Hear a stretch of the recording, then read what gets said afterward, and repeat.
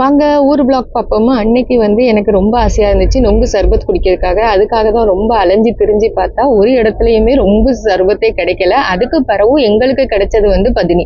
அதனால நாங்கள் பதினி குடிக்க ஒரு இடத்துல நிப்பாட்டினோம். அவங்க சொன்னாங்க ஃப்ரெஷ்ஷாக இருக்குது பதினி, நீங்கள் குடி வேணா ட்ரை பண்ணுங்கன்னு சொல்லிட்டு. அதனால பதினி குடித்தோம். அது நல்லா தான் இருந்துச்சு. வீட்டுக்குமே ஒரு பாட்டில் வாங்கிட்டு வந்தோம். ஆனால் பட்டையில யாரெல்லாம் பதனி குடிச்சிருக்கீங்க அந்த அனுபவத்தெல்லாம் ஷேர் பண்ணுங்க. அதுக்கு பிறகு நாங்க பழம் வந்து அவங்க சார்ட் பண்ணிட்டு இருந்தாங்க. ஏன்னா கிழங்குக்கு பனங்கிழங்குக்கு பழம் வந்து சார்ட் பண்ணிட்டு இருந்தாங்க. அவங்க வந்து இதை கிழங்குக்காக இப்பதான் புதைச்சி வைக்க போறாங்களாம். ஏன்னா இப்ப கொஞ்சம் மழை பெய்யுமா, அதுல முளைச்சி வந்துரும் அப்படிங்கிறதுக்காக. அப்புறம் இது எங்க கவிதாக்கா, எங்க அம்மாவோட ஃப்ரெண்டு. அப்புறம் அவங்க என்ன ரொம்ப சப்போர்ட் பண்ணுவாங்க. எல்லாம் அவங்க ஃப்ரெண்ட்ஸ்கிட்ட சொல்லியும் எனக்கு சப்ஸ்கிரைப் பண்ண சொல்லுவாங்க. இதை பார்த்துக்கிடுங்க தான். இதான் எங்க கவிதாக்கா.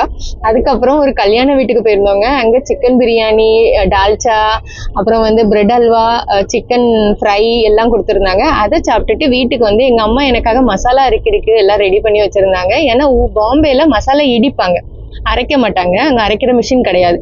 அதனால நாங்க இங்க இருந்து தான் அரைச்சிட்டு போவோம். அதனால மசாலா அரைக்கிறதுக்கு எல்லாம் ரெடி பண்ணி வச்சிருக்காங்க.